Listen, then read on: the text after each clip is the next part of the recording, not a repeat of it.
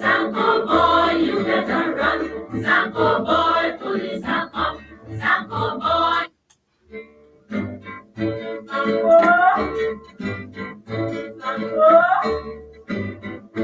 Sanko boy, you better run. Sanko boy, police are come. Sanko boy, you better run. Sanko boy, policeman are come. Sanko licky lover pony dam and the gala halla morda. Sanko licky lover pony dam and the gala halla morda. Police are come and the gala halla morda. Police are come and the gala halla morda. Sanko kissy love upon the dam and the gala halla morda. Sanko kissy love upon the dam and the gala halla morda. Police are come and the gala halla morda. Police are come and the gala halla morda. Sanko boy, you better run. Sanko boy, police are come. Sanko boy, you better run. Sanko boy, policeman are come. Sanko chasey lover pony dam and the gala halla morda. Sanko chasey lover pony dam and the gala halla morda. Police are come and the gala halla morda. Police are come and the gala halla morda. Sanko catchy love upon the dam and the gala halla morda. Sanko catchy love upon the dam and the gala halla morda. Police are come and the gala halla morda. Police are come and the gala halla morda. Sanko boy, you better run. Sanko boy, police are come. Sanko boy, you better run. Sanko boy, policeman are come. Sanko squeezy lover pony dam and the gala halla morda. Sanko squeezy lover pony dam and the gala halla morda. Police are come and the gala halla morda.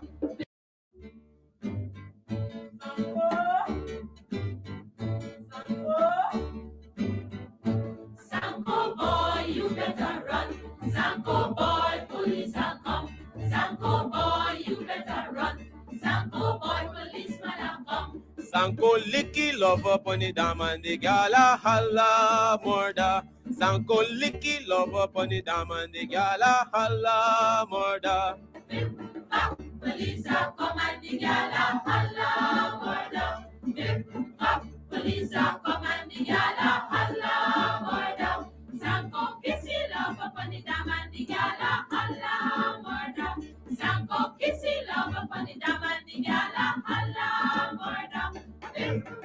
Police are come and the gala. This is attorney Shellen Washington, owner and founder of the Washington Law Firm, located at 455 Utica Avenue in Brooklyn, New York. We're specialized in medical malpractice, personal injuries, matrimonial law, and landlord and tenant. If you're in need of legal representation, please give us a call today. The number to call is 718-877-3100.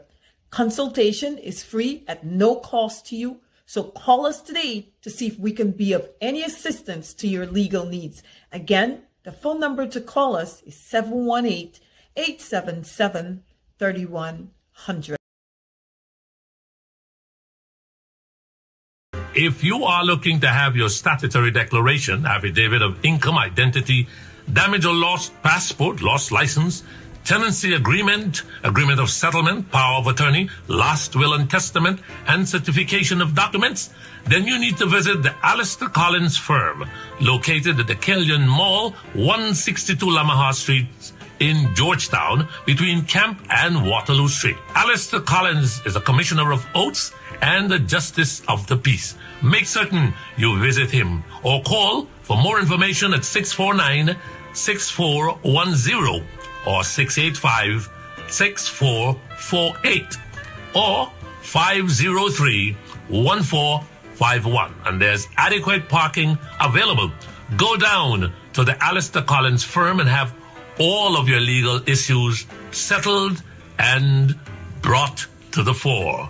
Alistair Collins Firm. Contact them at Alistair Collins Firm.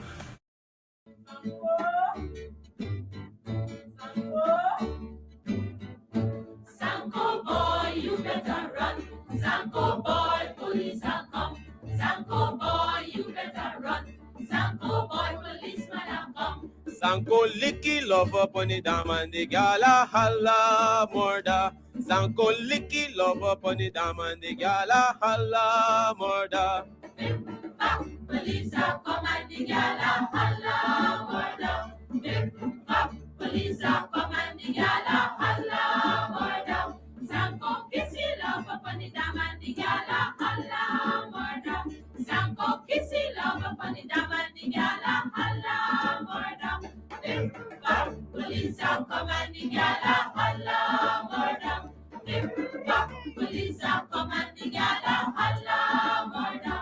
Sanko boy, you better run. Sanko boy, police are come. Sanko boy, you better run. Sanko boy, policeman are come. Sanko chase the love up on the dam and the gala holla murder. Sanko chase the love up on the dam and the gala holla murder. Police are come and the gala holla murder. Police are come and the gala holla murder. Sanko catchy love up on the dam and the gala holla murder. Sanko catchy love up on the dam and the gala holla murder. Police are come. Hey, guess what? I don't want you to panic. It's 7 minutes after 9 o'clock. Thank you for joining us. We're going to get straight down into business. And those who are going to join us later on, we welcome them as well. But for now, let's rock and roll. One time we'll say, share the link. Thank you so much. We're done with that. Let's get ready. What's happening here? What do we have? Well, before we get into that, our operator Lemon is back on the job finally after 1 week of vacation somewhere in Hawaii, because, you know, he tends to probably make a lot of money somewhere else. But we're glad to have him back. Good evening to all of you. I see the regular listeners, and I know there are lots of others who do listen, but do not just pop up in the comment section. And those regulars in the comment section, good evening to all of you. My name is Mark Benjap, and welcome to Straight Up on this third day of August 2022. What's happening? I notice I'm seeing some of the comments here. I don't know whether I should read them all, but some interesting comments, but lots of things happening in Guyana. Remember, long time ago, most of you would remember long time ago. And I can't believe that I'm saying long time ago, but it is. I'm saying that here. Brent Mentor and all those folks will understand. GT Root Girl, she will understand a long time ago. And all the others, Francis, Yvonne Jackson, and the other long time ago, folks. Good evening to you guys, and thank you so much for joining. Do you guys remember long time ago in Guyana, there was a beautiful country, still beautiful, but wasn't as wrecked up as it is now. It's damaged, basically damaged, I don't know. Remember those yacht and boots days? That you will wear those yacht and boots, go to school. Some of you went to probably primary school with it. Then you had no other choice. You had to take it over the same yacht and boots to high school. Damaged goods. That's what Guyana is right now. Damaged goods. Who are some of the people running Guyana right now? From top to bottom, damaged goods. A bunch of damaged goods, a bunch of illiterates who are running the country right now. And they believe that they can dress up, pomposette themselves, as the guys would say. Pomposette, for those who are a little uppity and tighty, pomposette really means they're showing off, They're just showing off themselves. So these people, they dress up. Those who are in government, installed folks, they dress up and they go to functions. But listen, I want you guys to listen out to me for a moment. Don't jump to conclusions, right? Look at, let's say, for example, we'll talk about sugar shortly, please. Thank you, operator. We will talk about sugar shortly. But I want to bring to your attention, and if you do listen to me carefully, if you do hear me out, I'd appreciate it. And don't actually jump to conclusion with what I'm saying. Now, I have seen Irfan Ali attended functions, Hindu functions, Muslim functions and so forth. And he was well behaved, very conservative, sat there in a respectable manner. I saw him in Mandirs in Queens. He walked in like a a pussycat, like you can't say meow or nothing. But he was there and well dressed according to the occasion. He did that at Muslim functions. He's gone to the uh, mosque, and I almost say morgue. Sorry, I wouldn't say morgue, because he's very ticklish. A madman said something and he get jittery, but not the morgue, but the mosque. And then he's well dressed for the occasion. But he gone to an African function and made himself a total. I really don't want to say the word. I am not going to say it because nobody's going to set me up to say it. I'm just not. It's not like I'm afraid to say it, but I'm just not going to say it. He went to this African function on Emancipation Day and made himself a.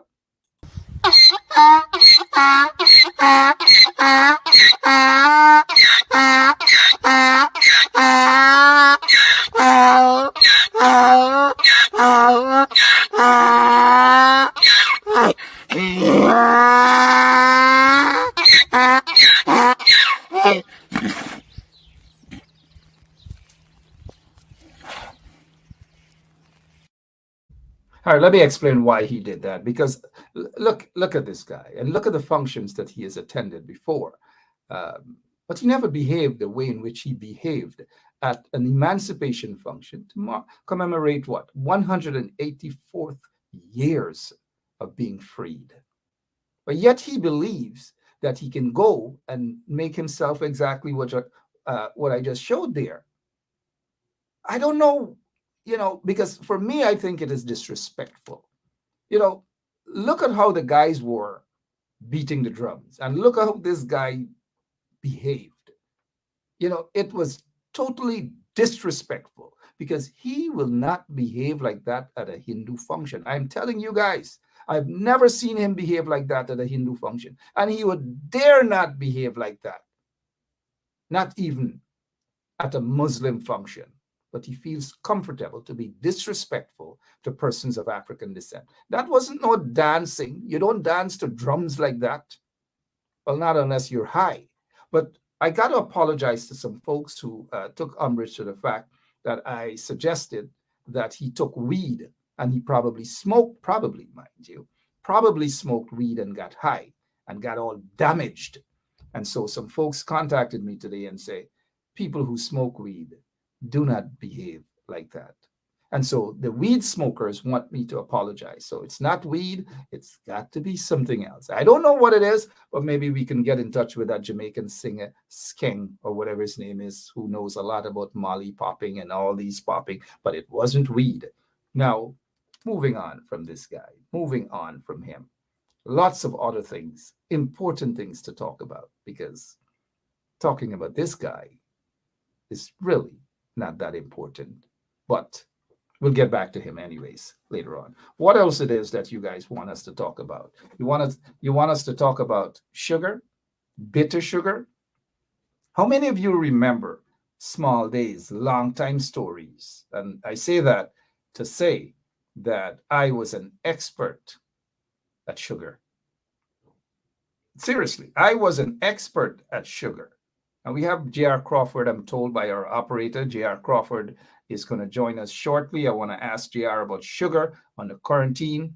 But I was an expert at sugar. And when these days you hear all sorts of things, sugar this, sugar that, sugar daddy, sugar. But no, as a little child, I was an expert at sugar. We had lovely brown sugar back then.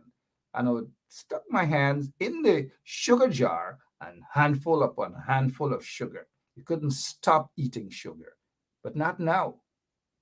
Not now. Sugar is not as sweet as it used to be back in my days. And I'm talking about, okay, I can tell you guys, I grew up in the 70s, right? Early 80s. The sugar, oops, I should not have said that. But the sugar was sweet back then. Now the sugar isn't sweet. Sugar is bitter. Also, bitter men running the sugar industry. Bitter, men who seem to be on their are running. Sorry, I paused there for a moment. Full stop. And we say period, full stop, or whatever. And these men who are running the sugar industry, Gaisuko and so forth, seem to be operating on their full stop. We'll stop right there. That is how they behave. They can't run a country. They can't run a sugar industry. They just don't know what the heck they're doing. Now, big men, supposedly big men, arguing over dotishness. They sit around the table. Now, look, I'm not going to hug up and kiss up with any of those men because they know what they're doing. The sugar industry has been wasting billions upon billions upon billions of dollars. It has been happening for a while. But yet they sit there, and because they have a disagreement now, if the operator can just remove these things off, because I'm not really in the best of mood, operator. Lemon, please. Good. So now they sit around this table. They're fighting. They got disagreements.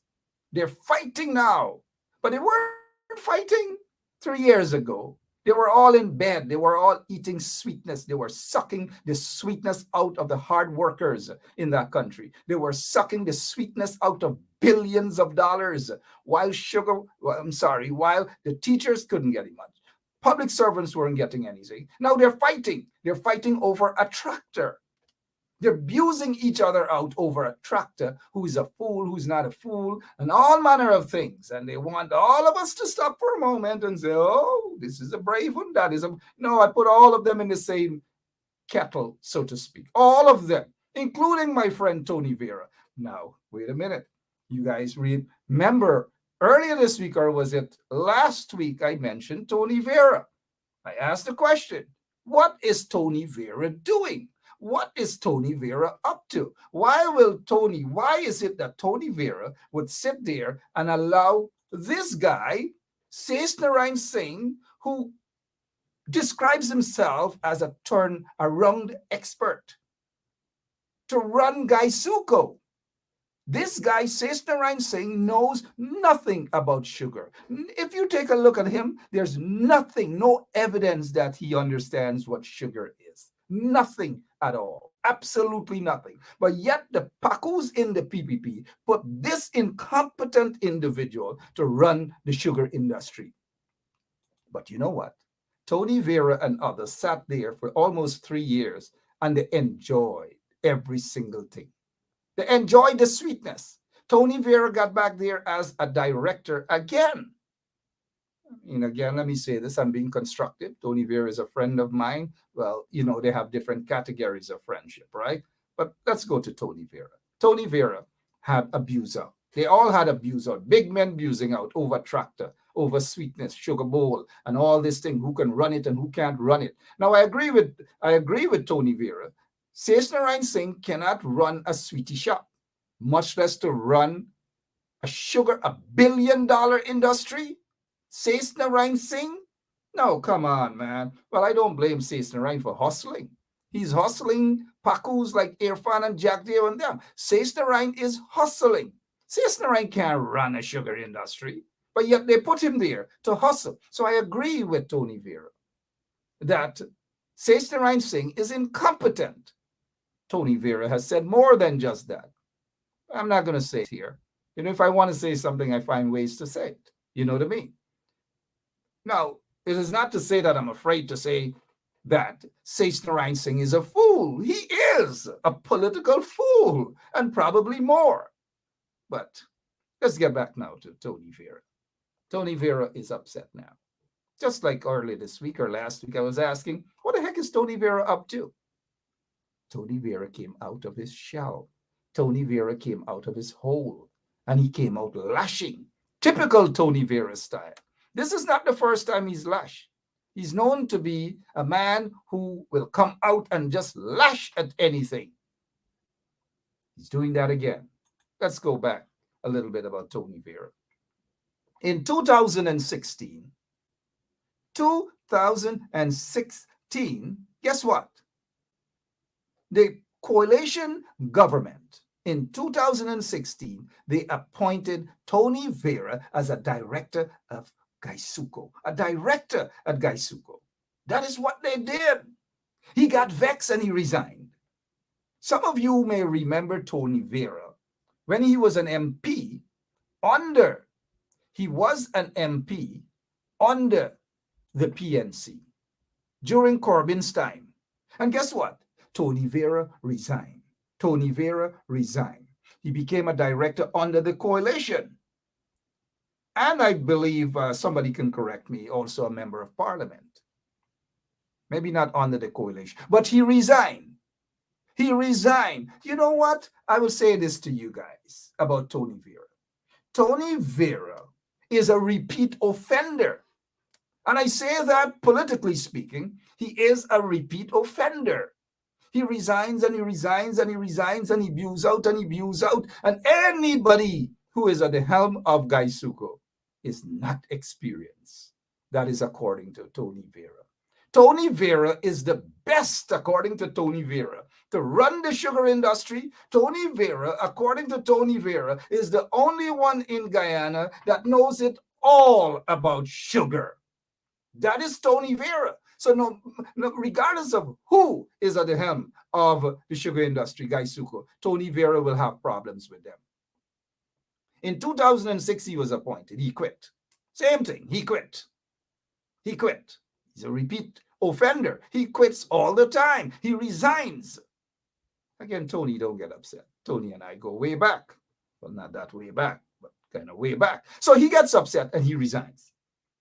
The other times that he resigned, I wondered why. And why would he do these sort of things? But this time around, he resigned again. And I got to agree with him this time around. So this time, Tony, if you're watching, I agree with you 100% as it pertains to Sesnarain Singh being incompetent and cannot run the sugar industry. But my question to Tony Vera is, the operator said that he joined. In 2020, he became a candidate. But we're not ready for that yet, operator. We're just not ready for that as yet. So now, my question to Tony Vera, again, he's a friend of mine, different category of friendship. Why is it that Tony Vera, who knew how the sugar industry was being ruined by Sesnarain Singh and the PPP, he accepted a position to sit there as a director, remained quiet for the most part, collected his salaries, collected benefits, and all manner of things. And almost 3 years now, we get to hear from Tony Vera that Sesnarain Singh is incompetent, that Sesnarain Singh is a fool. And mind you, I agree with Tony Vera on all of the descriptions of Sesnarain Singh. I agree with him. But why now? Why now, Tony Vera? Why now? Not only Tony Vera should resign, the entire board should resign because they are incompetent.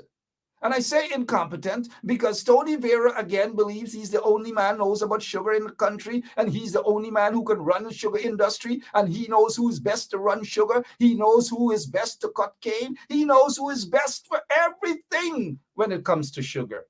Not to forget broadcasting too, because Tony Vera believes he's the pioneer of television in Guyana. So he is the best thing since sliced bread when it comes to broadcasting too. Now that might be true. In 2000, and I'm sorry, many years ago, TV 28 came on the scene.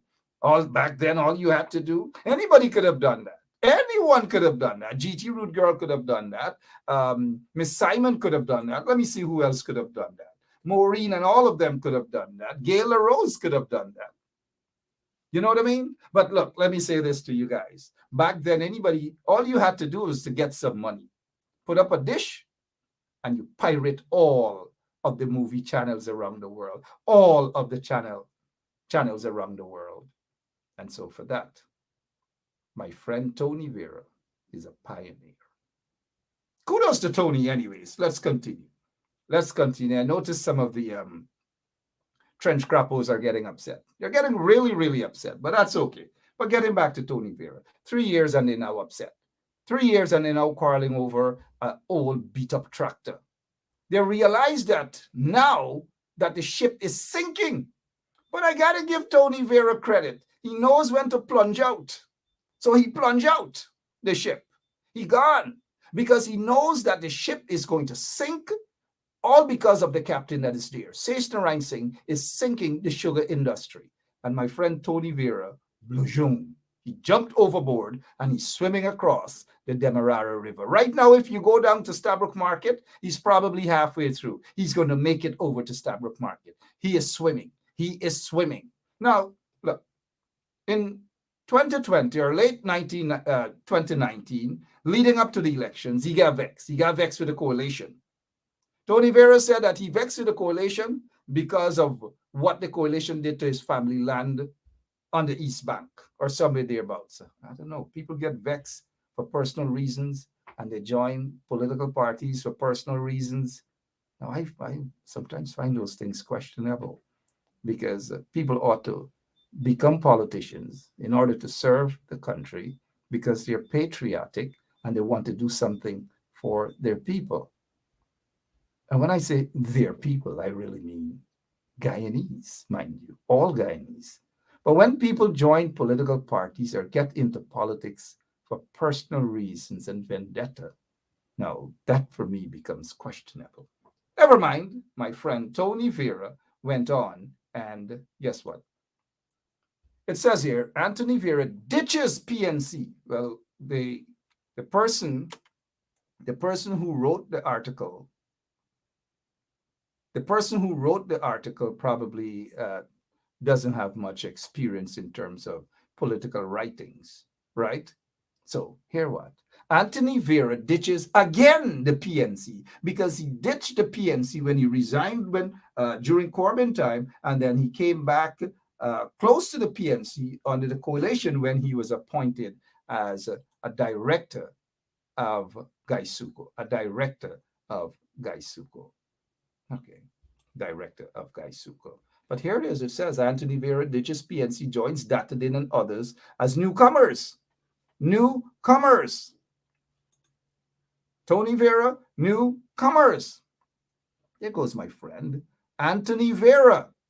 Now they put him as a, what is it, vice chair or deputy CEO or something of that nature of Gaisuko, getting a healthy salary. Tony Vera. Because they found a position for him. Obviously, the PPP doesn't trust him. Barra Jagdeo doesn't want him close to them. But they gave him a little something at Gaisuko. Nothing more, just a little something at Gaisuko. But I'm wondering, why isn't it that Tony Vera is so upset? After all, upset at the PPP. After all, it was Jagdeo who did 10 times worse to his family, meaning Tony Vera's family, than the PNC could ever have done. In fact, the Veras got a hefty deal under the PNC regime for all those years. So he got vexed now with the PNC, or so he claimed, because of some family land on the East Bank, and he linked up with the PPP. Now, I want to pause for a moment. Jagdeo practically destroyed Tony Vera. It was under the PPP that Jagdeo ensured that Tony Vera lost everything from his house, from his, television station, you name it, every single thing.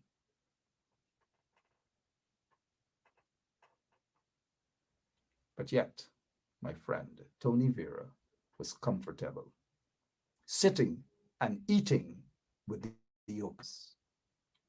And now this is not to say that Tony Vera is not a good guy. This is not to say that Tony Vera probably has some good ideas about sugar and so forth.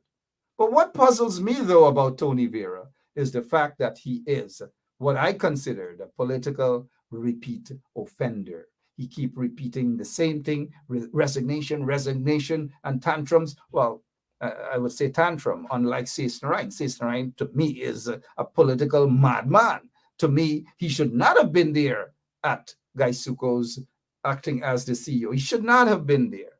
But anyways, let's get back to 2019 and Tony Vera and sugar, since sugar is a big topic, and Tony Vera and all these things. Tony hit the news again, albeit in the same old style, resignation. In 2019, this is what we heard under the coalition: Guyana Sugar, we should not be building a white sugar plant. Doesn't want a white sugar plant. For 3 years almost, Tony Vera is at Gaisuco.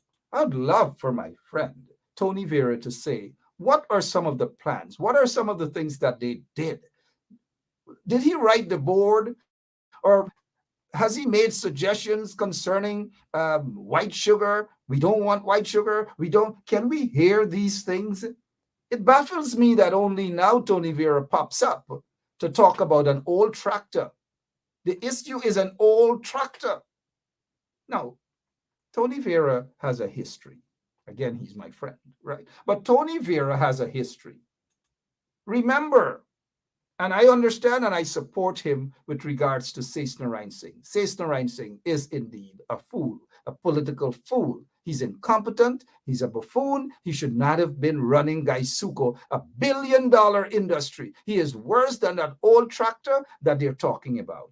But let's get back to this issue of Tony Vera and addressing people as fools and so forth and incompetent. Again, I agree with him as it pertains to Seth Narayan, because Tony Vera, you couldn't at all be wrong about that, my friend. But when he was a director at the Guyana National Broadcast Authority, again, because my friend Tony Vera believes that he's an expert in broadcasting too. So at the Guyana National Broadcast Authority, the chairman then was a guy named Leonard. I'll remember his name. Leonard was the chairman. A young African Guyanese guy, young guy, was about to do his PhD and so forth and so on. And oh my gosh, Tony Vera dressed down that young, brilliant young man, dressed him down. All names, incompetent, and all these manner of things. And that young man was probably the brightest on that board. So again, I say, because my friend Tony Vera has a history of snapping. He has snapped a few times. I didn't agree with the snapping then, but he snapped again. You know, like those Labari snakes? Zoom, they just snap. You walk in the bush and they just snap at you. He has snapped again. But this time, I agree with him 100%. So, Tony Vera, thank you, Mr. Isaac Davis. Leonard Craig, a brilliant young man, but maybe because of his ethnicity, my friend Tony Vera had a problem with Leonard Craig. I forgot for a moment that J.R. Crawford is with us. I kept talking and talking and talking. And so let me apologize to my friend, J.R. Crawford. Let me give him 5 minutes to talk about whether sugar, talk about Tony Vera, to vent, he got back light, he got everything now. Mr. Crawford, good evening, and my apologies. I honestly forgot that you were in the back. Sorry about that. Good evening. Good night. Good night, everyone. I was enjoying what you were saying. And I may suspect that Vera's decision to jump off the ship might have been the recent development that we have seen in Washington, D.C., where transparency and clarity is of utmost importance. And, you know, you have to be, if you're in a position like Vera was, you have to be able to come forward to the nation and explain where all these monies are going, because, as you know, Gaisuku received a lot of money over the years, and we are not seeing the benefits of getting so much money. So Vera might have, you know, did some soul searching, and has come to an honest decision saying, hey, I'm part of something that is not benefiting the Guyanese people, and it's time for me to walk away. Because you know, if you get somebody on top who is arrogant, who has no education in that department, and it's a sinking thing, you know, and they're not seeking advice how to right the ship, you know, it doesn't make sense for you to go down with them. We all know the industry was going that way, and you know, too much money is going into it. It should be strong. I strongly believe that Gaisuko should have partnered with Banks DH and DDL and have them play a major role in you know, if it's two estates to operate, because you know, not everybody will be academically up there, and it should be, you know, between partnered between Gaisuku and the two distilleries giants. But So let me say this: you are correct.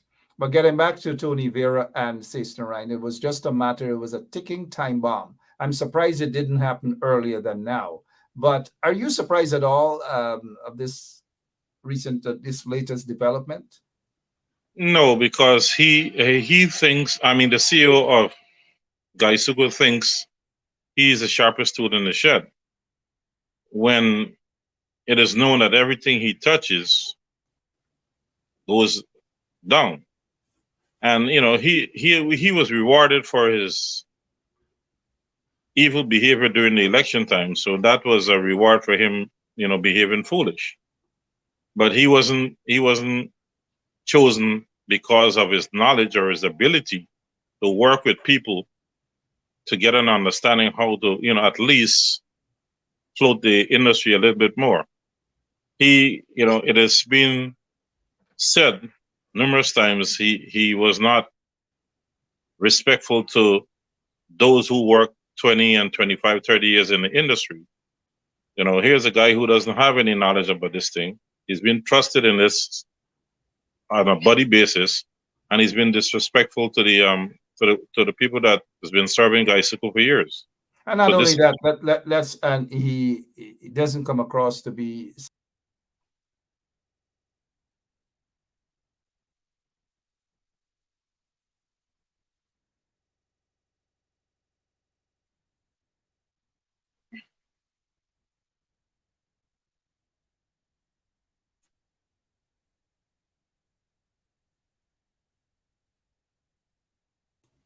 Yeah, I'm sorry about that. Sorry about that. Can you hear me, sir? yes, I'm hearing you.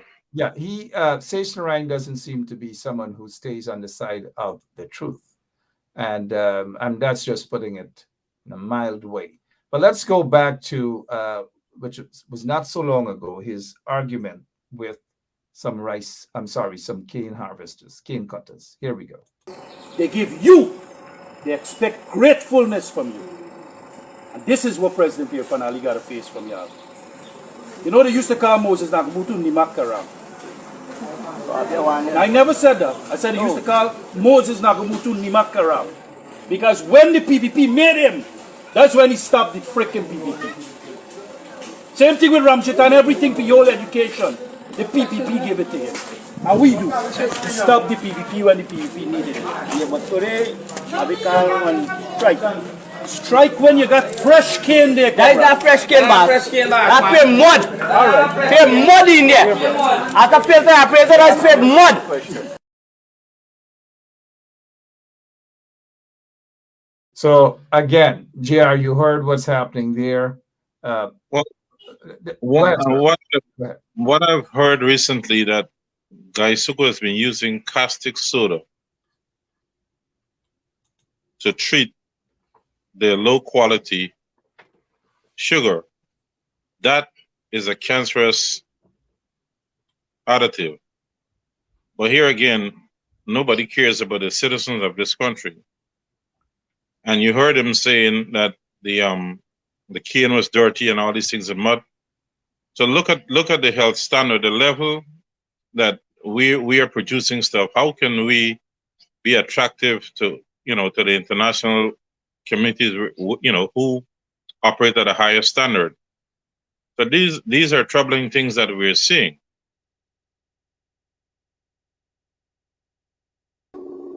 Yes, go on, sir. Troubling indeed. Right. Now, I had the luxury of speaking to some people who have been in the industry for a long time. And when you listen to them, they have 10 times more knowledge than the CEO. And it's such a sad situation to see somebody who doesn't know anything about an industry got in there on a buddy system, and instead of working with the people who have the knowledge so they could do something better for the entity itself, they are disrespectful to those supervisors and all these things. And I can tell you, I have a classmate that work in there that who would have done 10 times better a job Let me than this. let me just stop you there for a quick moment, there, please, Mr. Crawford. We have our fellow analyst man on the line with us. He has been a cane harvester for many years. In fact, I knew this young man when he was a little boy. I knew his parents. His dad was a cane harvester. Back in those days, we used to call him cane cutters. So he came from a cane cutting family. His name, and he's a representative for the sugar workers there out on the current team. It's Mr. Ernie Park. Good evening, Mr. Park. Good evening, Mark. Good evening to your viewers. Yeah, let me ask you, you've heard by now the situation between Vera and Seisnerine and the state of the Gaisuko. Billions of dollars being wasted. As a representative for GAU and as a cane harvester yourself, what is your take on what's happening, sir? Mark, for me, I'm not surprised because recently, for the past 2 weeks, we had the CE, and his attitude was just the same, you know what I mean? He's a guy who lean on his own opinion, and right now, the company or the guys who doesn't need somebody like that will lean on their own opinion. He doesn't take advice from anybody. Yeah, that's Seisnerine Singh you're talking about, but continue, sir. One particular meeting,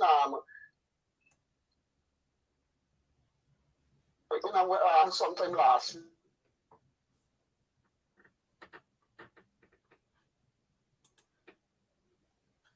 Yep. The representative of an excuse. He just put them out of the meeting. You know what I mean? So that is how he behaves, Seisnerine Singh.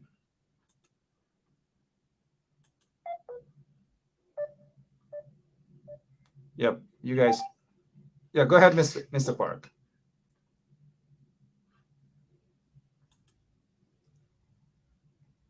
Yep, Ernie.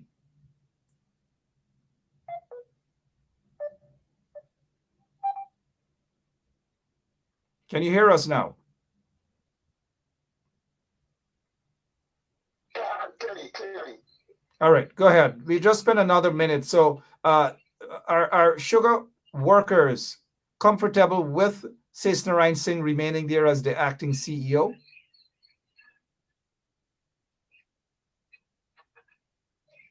Well, presently now we are not giving him the support because at the end of the day we feel that he's not good for the company, you know what I mean? And as I said earlier, based upon some of the decisions that he made, he doesn't have regard for anybody. He do what he wants, he say what he wants. And that is not good for the sugar industry. All right. Thank you so much. We're getting a kind of bad connection, but thank you so much, Mr. Park, and I appreciate your time as always. Always willing to speak. Thank you, sir. Thank you very much, man. Welcome. Yes, Mr. Crawford, from Mr. Park to Mr. Crawford, you heard Seisnerine thinks that he's the best thing since sliced bread. He talks to people anyhow. Gosh, what are some of the things you're hearing from especially cane harvesters down there on the current team, as it pertains to not just the failure of this guy Seisnerine, but the industry being in the intensive care unit once again under the PPPC regime? Well, the cane cutters are still wanting to know why they weren't getting any benefits from the monies, the billions of dollars that were dumped into Gaisuku. They know it's a struggle. look at the target, has gone from 200 something metric tons, 1,000 tons down to 60 something tons. So the money is not there, the security is not there anymore. But the direct effect of the monies being pumped in there, the billions, are not reaching to the main guys, the harvesters. And they're very upset with Gaisuku, for that kind of behavior, because the monies are always stuck in the top brackets, and that's where it disappears. Now, with these tractors, if you and I were to purchase one of the very tractors, we are going to pay half of the price that the estate is claiming that they are paying for one of them. So right there is, nobody's being held accountable for inflating the cost of these machinery.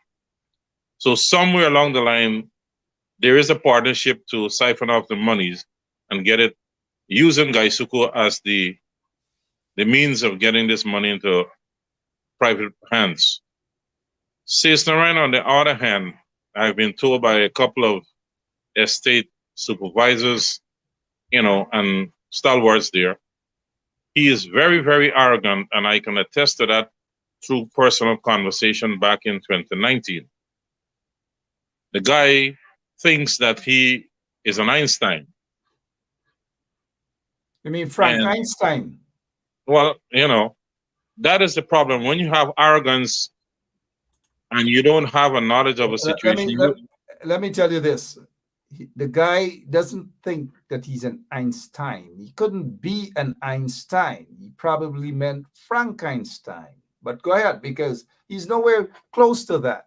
Just prior to him becoming or appointed as acting CEO, he was a tax consultant with H&R Block, Yeah, I know. making not more than $13, making not more than $13 per hour.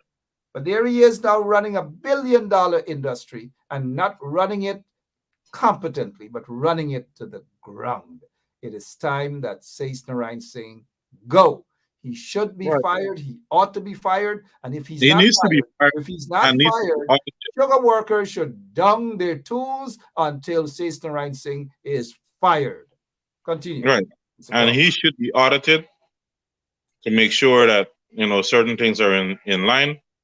But again, if these guys that are claiming all these certificate in higher education, if you don't know of something, it's a known fact. You go to the older people and you ask for advice. You sit and you ask and you listen so you can learn. And then you obviously have to bring someone in. They might not be on paper that educated, but they will able to help you and help you to streamline a proper management to improve the situation. But because these guys are so cocky, they think they know it all. They are not going to seek advice from people who have been through the thick and the thin, and hence the failure has been accelerated. We know that sugar is on a lifeline. So this also goes right back to the current administration. Sugar is on life support. Instead of putting someone with the proper knowledge that could, try to revive it for a little bit, you're putting somebody with no knowledge and who is also an arrogant individual who doesn't have respect for the poor people that he manages. And he himself was a poor man making just $13 at H&R Block or somewhere thereabouts, not so long before he became acting CEO. So it's not like he was born in any gold spoon in his mouth. He walked around with ripped pants. And I know Cisnarain Singh. I know him. Do you know of the Thunderbolt situation up in 71 there, the flour mill? No, I don't. Well, I think if you have accurate information, let's hear. He was part of the collapse. Again, he was the best thing there as operational manager. So there we got it, the total failure at anything they touch. And again, it comes with the wrong attitude and not willing to seek help from experienced personnel. You see, a lot of us, when we have these graduated documents and give us this status, we think that structured education is everything that matters. No, it don't. We have to go back to the society, and the older folks are the one that you'll learn so much from. But we get cocky, thinking, the old folks never went too far in school. We went to universities, and we are all of that. In the end, many of us with these fancy certificates are fools, and we are seeing it today. I don't know that Sace has a fancy certificate. Maybe he got one from Well, Hyde I'm University. just giving it on a general basis. Yeah, somebody's saying here $13 per hour at H&R Block. Now he's making almost $25,000 US dollars per month running Gaisuko, ruining Gaisuko, because that's what he's doing. What Sace Narayan Singh can say he has done to turn around, because he boasts and he bragged that he's a turnaround expert. Well, Mark, from the recent developments that we saw in Washington, when the current leadership was called up to DC there. They were summoned. They were forced. They had no other choice. They had to go. Right. Yeah. That's what I'm saying. That's what I say called up. The issue of transparency and inclusivity should have been, is supposed to be the front burner now. This is the opportune time to start showing that by getting rid of certain people in certain positions, sales need to be fired. And there are people who, I think there are two guys who he made quit the company because of his attitude, who have been over 25 years in Gaisuku from the Skeldon division. But this is where the government should start the process of trying to be transparent. What government? What transparency? Irfanali, Jagdeo? Come on, Mr. Crawford. You expect those individuals to be transparent? They were instructed. You understand? So now is the time to act. I mean, yes, eventually they'll get out pretty soon. But I'm saying, in light of what the people are facing and the hardship that we are seeing on the shelf as a sugar nation, £4 for $1,000. You can't allow this to go on. They need to stop the bleeding instantly. Why pay a CEO all that money that you just mentioned, and we are sliding backwards faster than if we had somebody from the local scene? It doesn't make sense to give him any more money. And a matter of fact, the instructions should have started to return his salary. The bulk of the money in the sugar industry goes to people like Sace Narayan and Irfan Ali and Jack Deo and all the big cronies that are ruining that country. And then going back to Vera sat there for 3 years. Vera's a lucky man. He's always getting these positions as director of Gaisuku. It's not the first time. 2019 he was a director. Then they made him a director again right after they were installed.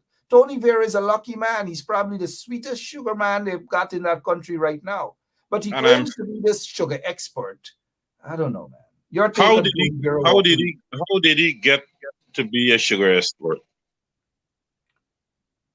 Well, his family owned sugar fields or sugar cane fields.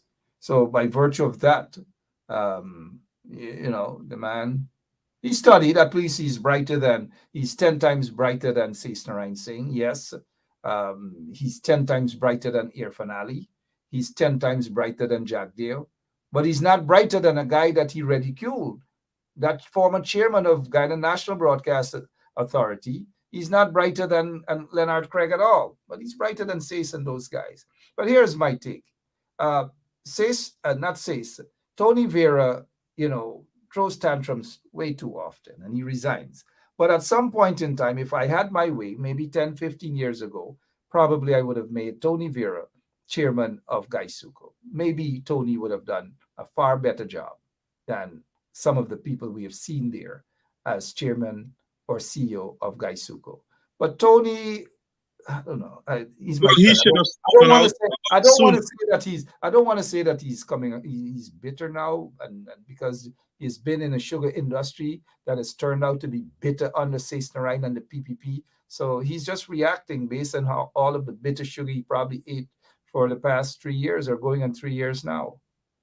Yeah, but he should have spoken out a lot sooner because remember, there's a lot of lives on the line here that are going to be affected. So don't sit there and wait. Come out and speak out of the wrongdoing so it can be corrected earlier. You know, like I said, I do hope that CIS is removed from that position because you're having disgruntled harvester. You're not going to have production, so you're pulling the whole industry down faster You know because what? of one You know what I person. want? I want to see sugar workers dung their tools, dung tools. Well, I hope they do that, but remember the economic pressure is forcing people to continue under this madness. I don't know. Remember, regardless of how little they're making, it's still something, to buy a piece of bread. It's a shame. It's a shame that the PPP is killing the sugar industry. The truth is coming out now. They tried to say that the coalition wasn't concerned about sugar workers. The coalition did a heck of a lot to A keep lot. the sugar industry alive. In fact, Every when the month I used to coalition go with got into when the coalition got into office in 2015, the sugar industry was in the intensive care unit. It's the coalition that actually saved the sugar industry for 5 years. And now the PPP is back through being installed. They are killing the sugar industry. Sugar workers will be out. Thousands of them will be out of a job soon. But here is what they're going to do. Watch out for the cash grants and sugar workers very soon. Go ahead, Mr. Crawford. Well, when the coalition got in there, we know that every month the coalition was putting money into the system because they know of so much people that depended upon the salary while they were trying to restructure the industry. But you were seeing where the money was being spent. Now all these billions of dollars going into the sugar industry, but you're not seeing it get into the sugar workers. So that is where the sugar worker needs to see that under the coalition they were getting the money's reaching to them. Now the money is not reaching there, and the crops have shortened so much. What will happen next crop? I don't know. 8 weeks, 9 weeks crop. Who's going to take care of them down the road? Until the other crop. They're not concerned about who's going to take care of the sugar workers. They're using the sugar workers as political pawns. And most of the sugar workers are aware of that by now. And that is why I'm saying that the sugar workers should dung their tool by tomorrow. Dung tools, go on strike. Stop the sugar. Stop cutting cane. It's a waste of time now under the PPP because these guys in the PPP, and I'm addressing all sugar workers, they do not give a damn about sugar workers. They do not give a damn about you nor your family. But you know what? If you check out the plan that the coalition had, they had a plan not only for the sugar workers, but for the sugar workers' families and for the entire community. This PPP regime, they have absolutely no plan, no policy, nothing. All they're doing is stealing billions and billions of dollars and putting it in the pockets of their friends, their cronies, and their concubines. That is what's being done right now, Mr. Crawford. You're absolutely correct on your statement there. It goes back to what I was saying back in 2019, leading up to the election. Do not vote for race, vote for progress. They saw that they were getting something good and the curve was going upwards. But for some reason, we can't hold on to principles. We have to be seduced into doing stupid things to destroy our own lives while the selective few has gone on to live high on the hog. And they are not being able to see that they're being used to be a voting bloc so they could remain poor while the masters they elect live, the big life. People must start to see things that will benefit them and their children. More so our children, because we can't be parents going out there to work and not being able to provide a better future than what we have for our children. But again, I don't know what is happening, if there's a mental deficiency among some of us, or, they've been put in a trance. Because it was clear as day that we were getting a better life. Crime, cost of living was being addressed and all the quality stuff. But we instead chose to go backwards.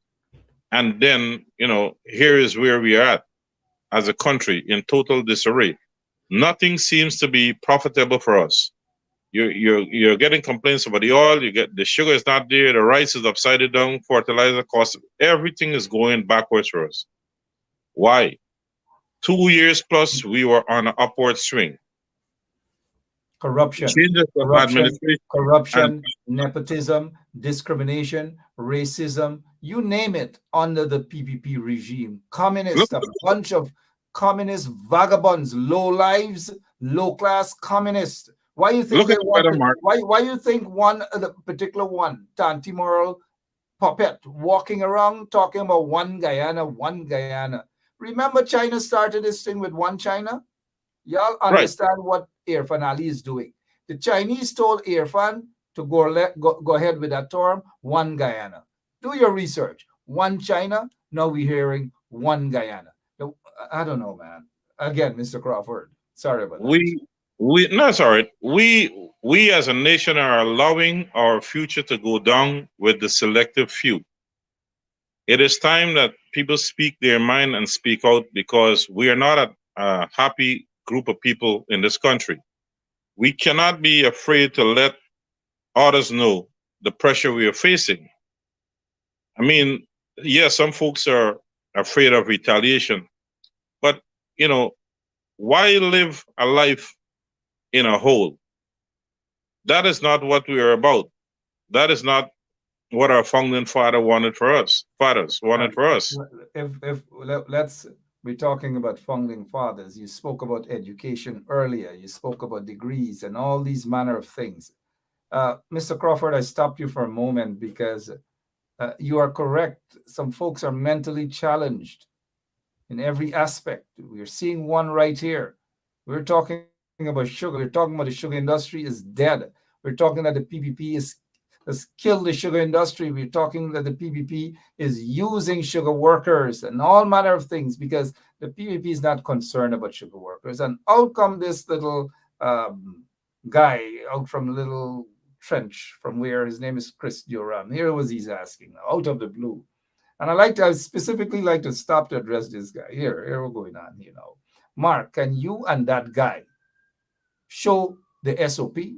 But let me say this to you, Mr. Chris. This guy that you're watching there, his name is the Honorable J.R. Crawford. He's not What's this the guy. guy's name? What his name is? What's his Chris name? Durham. Pardon me? Chris Durham. Yeah, but hold on a second. Now, out of the blue, this guy is asking for us to show the SOP. Let me say this to you, Chris. Jack, they're fooling y'all. Irfan Ali, fooling y'all. The PPP, fooling y'all. If the PPP was so concerned about coalition's SOPs, they would have go ahead, and I want to talk very slowly for you, Chris. If the PPP, Irfan Ali that is, and Jack Dale, if they were interested in SOPs, if they were interested in having the coalition folks show their SOPs, Chris, they would have want for the petitions to be heard. Because they are not interested in the coalition's SOPs for obvious reasons, Chris, the PPP now want the petitions to be heard because the PPP are the ones who frecken. Frecken, for those of you who don't understand, but Chris would understand, frecken means afraid. Chris, the PPP them frecken the elections petition because it is the PPP who got more to hide about their SOPs. Then I want IOC them SOPs. Then I want RBC them SOPs. That is why every minute you see Anil Nanalal, yeah, jump to court. He stops. He's trying to stop the petitions from being heard.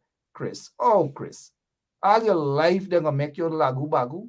All your life they're gonna make you a katahar. All their life they're gonna make you think that you're a Korhi. All your life and then you're gonna behave like, oh man, you might be a good guy. I don't know.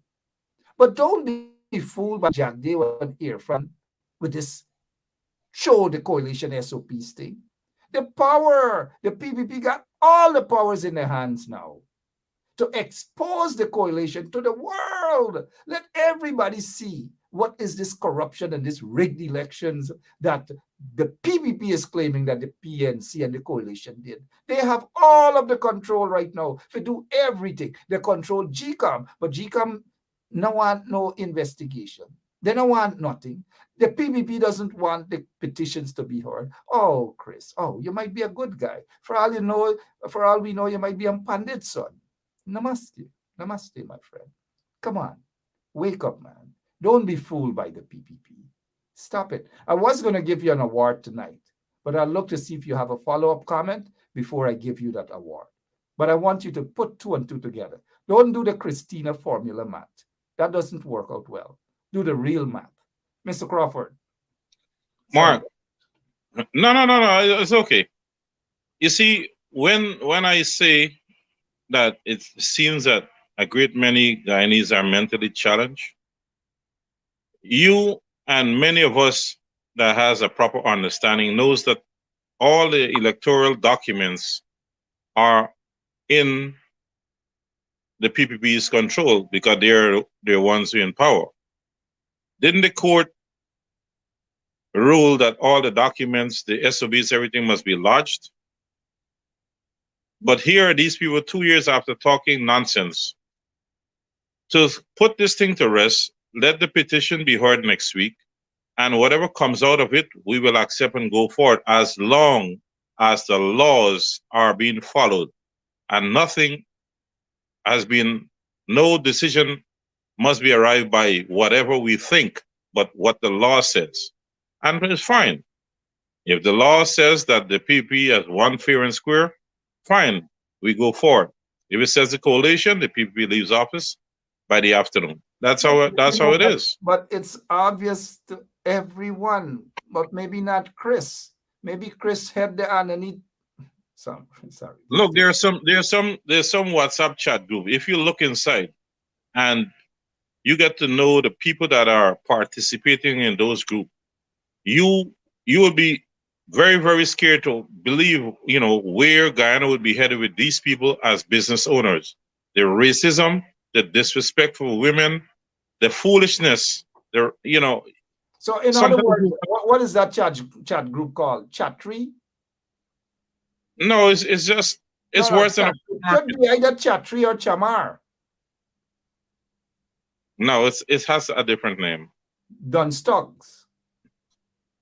No, but as I'm showing you, I have seen so many prominent business people in that chat, and the garbage that comes off their keyboards. You mean some well-known, not necessarily prominent, some well-known so-called business people? Because sometimes I see some people being described as business people, and when you know their background and how they get rich and business and all these things, I'm like, and they're being described as business people. So that chat group that you're in got to be a chat tree. No.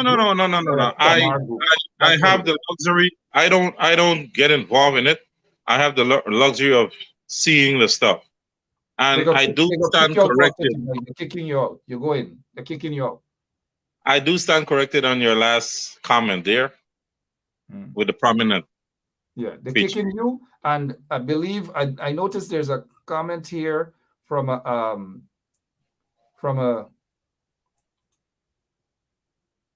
sorry, I missed that comment. Is an elderly lady that I believe that the last time I saw her comment, she did say that she was commenting from the Palms. But go ahead. Okay. Yeah. Right. And that's something that she said. Go ahead, sir. Francine, that is. Good night, Miss Francine. Now, with all of this, what is going on and how we are backsliding as a nation, we would want to think that people start to realize their mistakes and be honest about it and says, you know what, we made a mistake, because under the coalition, they had the country going on a better direction. But because of this, I would say in my judgment, this racist behavior, it is impossible for them to come out and say that under President Granger, we were heading the right direction. Some people cannot accept the fact that you know, under the coalition we are going up, they seem to think that the PPP is the best thing in the world. No, it's not. Because when you look at the moral decay, look at the drug explosion, look at the standard of living, you would see that something is definitely wrong. Well, when these guys are in power, the police abuse, the break and enter, all of these things under the PP, and you claiming that you're having a good life. It cannot be. Now you're seeing people start to run into people's houses and people are getting shot. Under the coalition, that thing was almost gone away. And, why can't we accept it that we are not having a proper life? How can we, encourage international investors when we're having such a shitty behavior, excuse my language, as a people in Guyana? I don't know if these folks don't get to travel to see how things are done in different areas. You go into New York and you'll see, how they keep the streets. But you go into different states in Washington, DC, not DC, but Washington, Maryland, in the Carolinas and Florida, how clean and things are. We have to pattern ourselves to where we can be an attractive nation, so our citizens will be able to benefit. When Guyana has moved the standard up, people are saying the hardship to get visa. If we start to show that we are a proper nation, we'll move up in the rankings. Our passport will have more weight. But here we are, we're just planning how to suppress some a particular group because they must not get up. That dirty attitude affects the whole country. Many folks are gaining a lot. They think that it's going to benefit them. If there's a race war or there's a displeasure with the cost of living, the so-called rich one or the first one are going to get hurt, and a lot of other innocent people who have worked hard for what they have, and we are not seeing that as a nation. So those honest business people, they need to start to be much more vocal about the pressures that are going on, because they themselves are going to get caught in the crossfire. All right, J.R. Crawford there for us, and usually here, speaking his mind, we want the best for Guyana, and that is why the people of Guyana want a good government. And this is not a good government. We have gangsters here. This is basically a mafia entity. They're a bunch of robbers, pickpocketers, picking taxpayers' pockets every single day, billions and billions of dollars, wasting it, giving it to their friends, their family members, their a bunch of cronies running the government there in Guyana. And it's a sad, sad situation.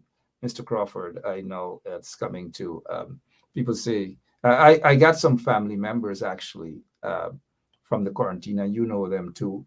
A couple of them back up a couple of years ago, and they went to visit Queens, and they were on Liberty Avenue. And one of them, I'm not gonna call the name because you know all of my family them. So one of them turned to the other one and said, "Y'all, like I'm gonna come out from Guyana." So the aunt asked, "What make you say so?"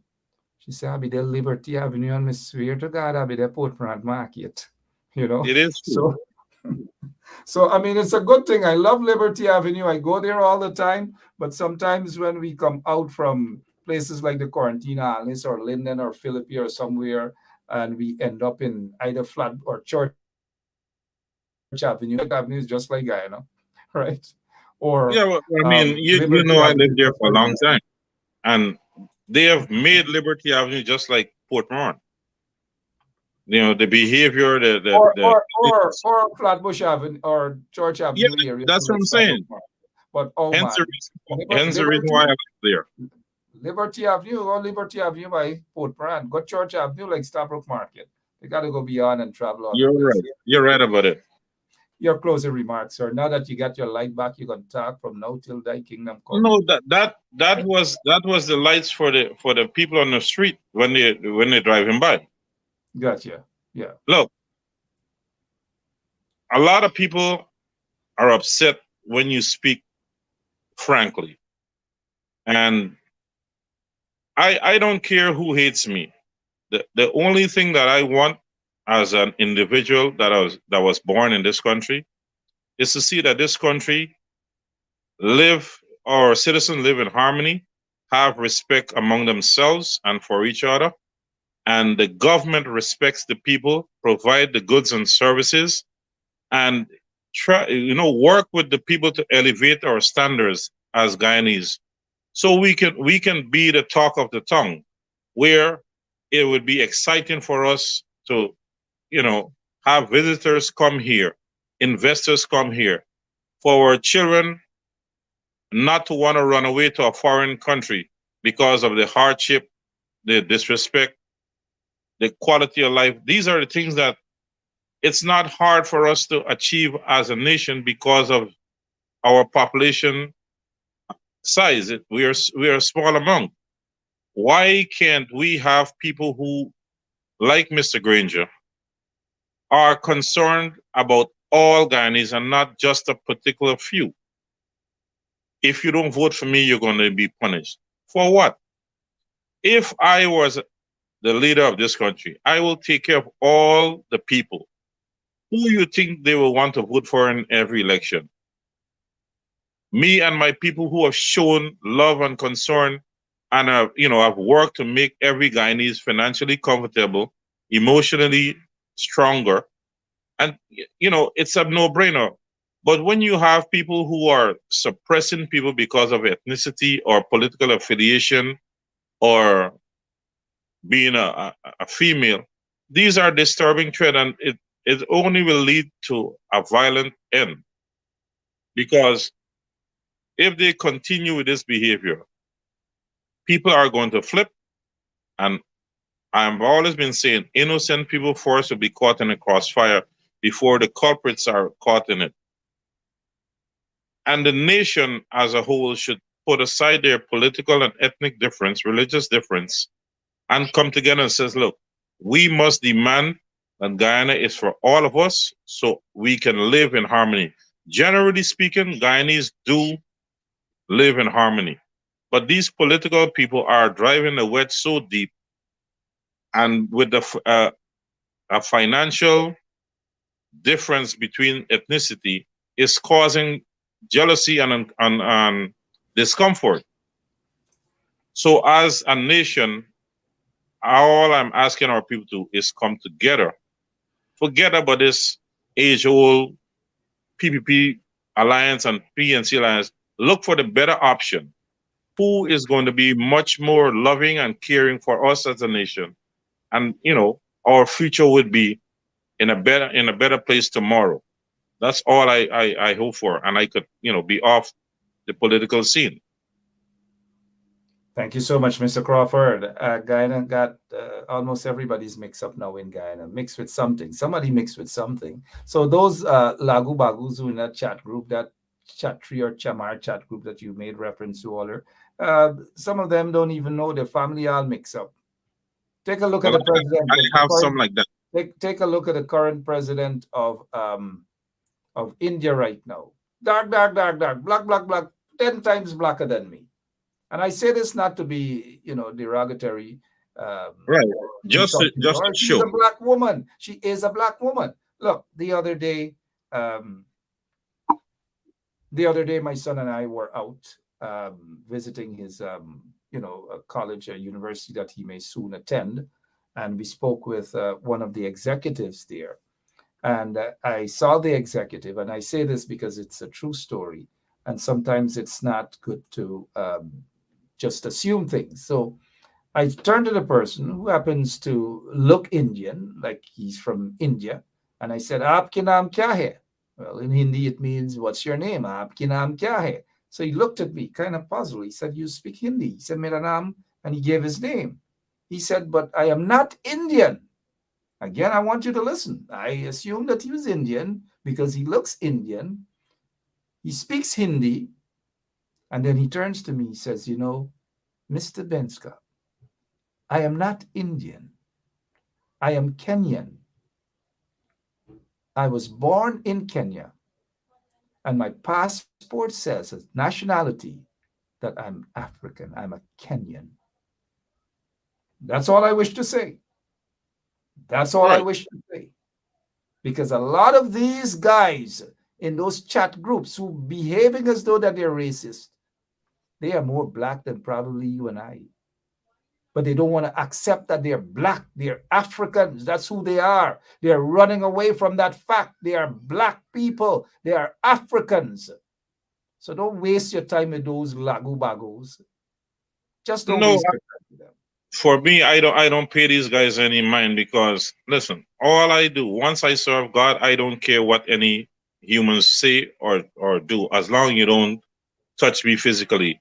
JR, You I know, gotta you go. can do Thank you. you. You're not gonna touch it physically. I gotta go. I gotta rush off. I gotta go and get me a spoonful of sugar for the night. Sugar. But Good I night, tell you what, everybody. though. I tell you what. Sugar dead. Lots of things dead in Guyana. The only other person could say what else is dead is our good friend Anil Nandalal. But God bless you, sir. Give my regards to your family. Yes, sir. Until Good bye bye. night, everybody. Yeah. J.R. Crawford there for you guys. Always a pleasure having him on. Always a pleasure having all of you guys on. Some of you are naughty, right? All I said, sugar dad. That's all. What else happening? So nice to have you guys on. And so good to see all of you in the comment section coming together, regardless of your ethnicity, coming together. And I know a lot of PPP supporters are beginning to see the light at the end of the tunnel, and that is the PPP is corrupt. The PPP does not have the people's interest at heart. Look at how they're wrecking the sugar industry, destroyed the sugar industry. That is what it's about. But I'll be back tomorrow, same place, same time. Maybe sometime during the course of the day, I'll do a live for you if possible. I notice some people are asking to play the donkey, play the donkey. They want the donkey. People just love the donkey. I don't know. Before I go, people are saying, when will Sarah Lynch go? The current U.S. ambassador to Guyana. When will she go? Well, her time was up since in March. Maybe it's time that we look for a new ambassador, a replacement. I don't know. Is she going? I mean, I don't know what's going on, but I got to look into this. I honestly, in the next couple of days, I definitely will be looking into Sarah Ann Lynch and why is she still there? Whether she's going to be there for another year, 2 years, I don't know. But I'll make that part of my homework for you guys to find out whether she's actually going. But for now, I've got to go, and we got to pray for Guyana, right? Yep. God bless you all. But oops, before I go, I want to talk about this Andrews supermarket. It's going to be open soon. It says here coming soon on Robb Street. You know where the old Nigel supermarket used to be? But that is where that is where this new business will be. Andrews Supermarket. Go out and support this supermarket. God bless you all. God bless that beautiful country. See you tomorrow. Same place, same time. Pray for Guyana. Beat drums for Guyana and dance to the real rhythm of the drums, the real beat of the drums. Don't go out of tune, out of beat, because people will view you as a madman, like if you're nuts, like if you're on drugs. That's how people view you when you dance stupidly, stupidly, stupidly, stupidly, stupidly, stupidly, like you know who. All right. I love you all. God bless you. Until tomorrow, same place, same time, right here on 107.1 FM. Don't forget, we have our morning show with Shay and the crew starting at what time? 9 o'clock. So long.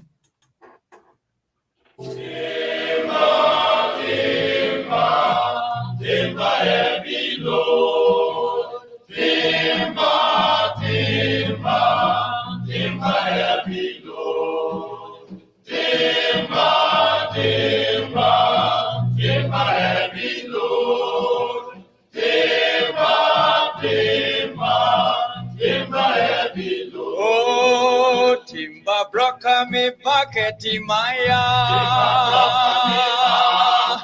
Timba broka me paketi maya.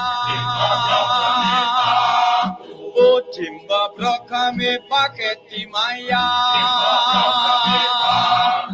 O timba broka me paketi maya. O timba drapa me hipeti maya. O timba drapa me hipeti maya.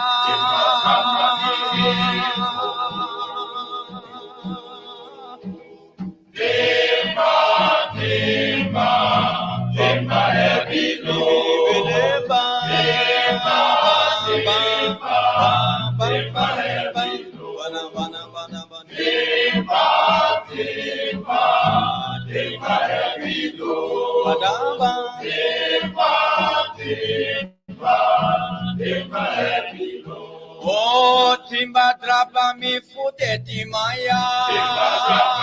Oh, timba drapa mi futeti maya. Timba drapa mi paketi maya. Timba drapa mi paketi maya. Timba twisa mi hipeti maya.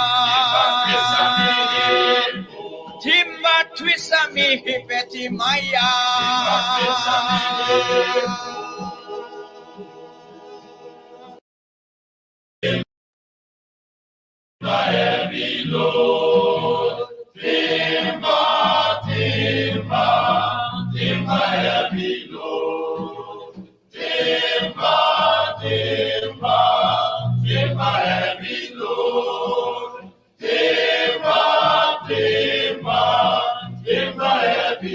Oh, timba broka mi paketi maya. Timba broka mi paketi maya.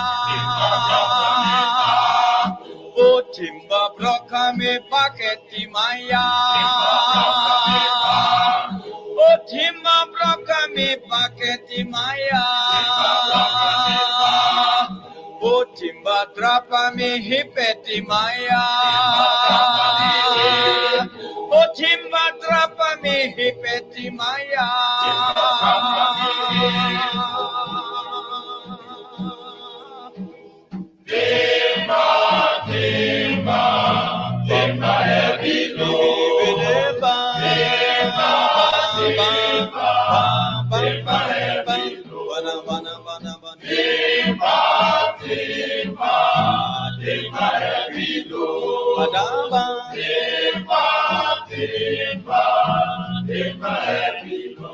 Oh, timba drapa mi futeti maya. Oh, timba drapa mi futeti maya.